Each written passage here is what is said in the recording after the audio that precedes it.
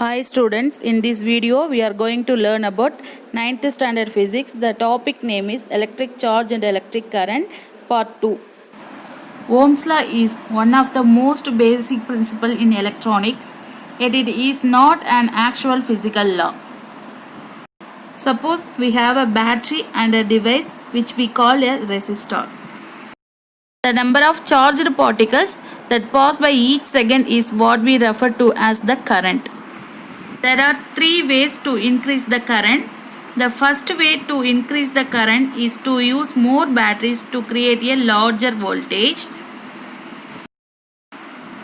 And the second way to increase the current is to use a resistor with a smaller resistance.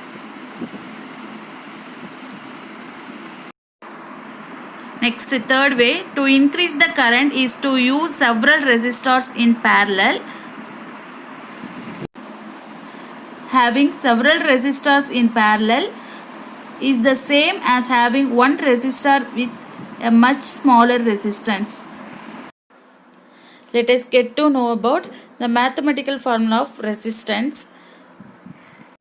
Resistance is equal to voltage divided by current. The SI unit of resistance is equal to ohm. The resistance is the measure of opposition offered by the component to the flow of electric current through it.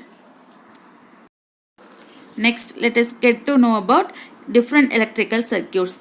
There are two types of circuits. They are series circuit and another one parallel circuit. Let us first look at the current in a series circuit. In a series circuit, the components are connected one after another in a single loop.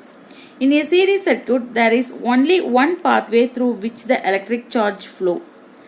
From this picture, we can know that the current I all along the series circuit remains same. That is, in a series circuit, the current in each point of the circuit is same. Our next topic is parallel circuit. In parallel circuit, the components are connected to the electromotive force source in two or more loops. In a parallel circuit, there is more than one path of the electric charge to flow.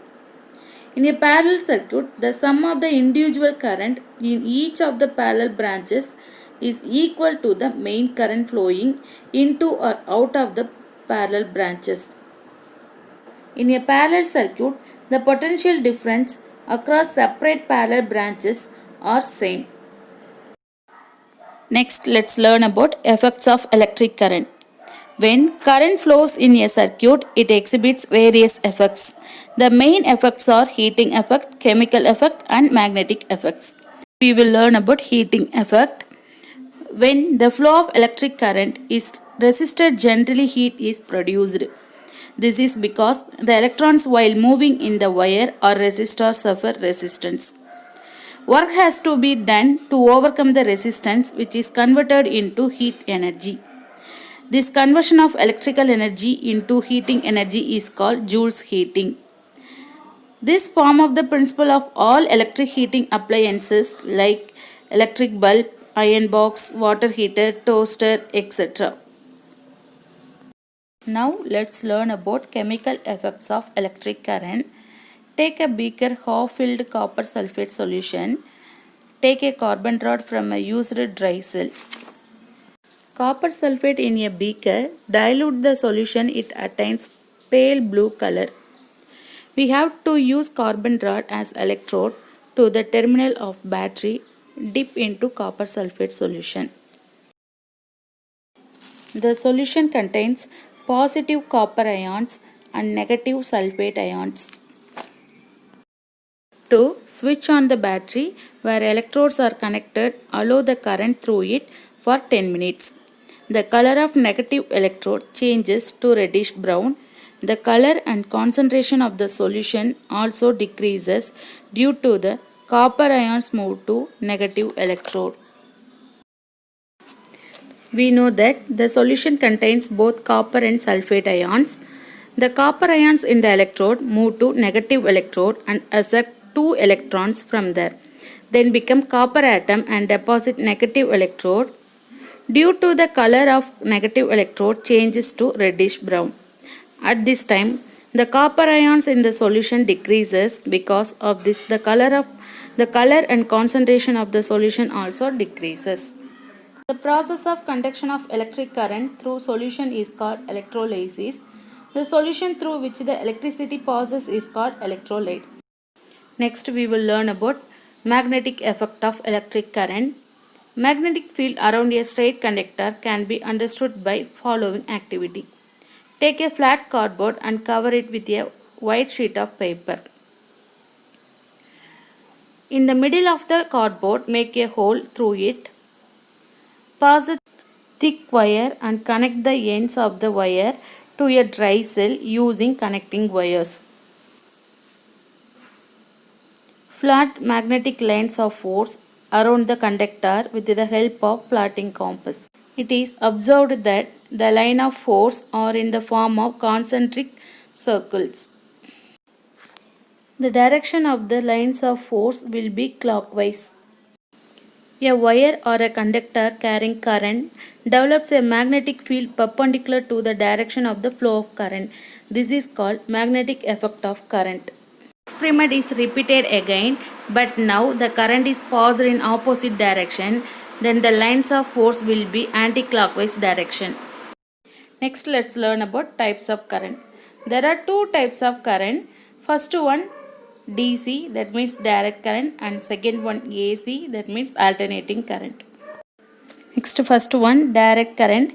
We know current in electric circuit is due to the motion of positive charge from higher potential to lower potential, or electron from lower to higher electric potential. Electrons moves from negative terminal of the battery to positive of the battery. Battery is used to maintain a potential difference between the two ends of the wire. Battery is one of the source for DC current.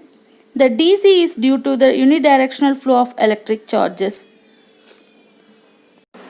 The advantages of DC means electroplating, electrorefining and electrotyping can be done only using DC current. Electricity can be stored only in the form of DC. Next, let's learn about alternating current. If the direction of the current in a resistor or in any other element changes its direction alternately, the current is called an alternating current.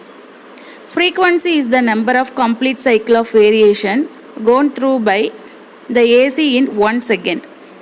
In AC current, the electrons do not flow in one direction because the potential of the terminals vary between high and low alternatively. Thus, the electrons move to and fro in the wire carrying alternating current. Domestic supply is in the form of AC. When we want to use an electrical device in DC, then we have to use a device to convert AC to DC. The device used to convert AC to DC is called rectifier. The device used to convert DC into AC is called inverter. The advantages of AC over DC means the voltage of AC can be varied easily using a device called transformer. The AC can be carried over long distance using step-up transformers. The loss of energy while distributing current in the form of AC is negligible. Direct current cannot be transmitted as such. The AC can be easily converted into DC, and generating AC is easier than DC. The AC can produce electromagnetic induction, which is useful in several ways.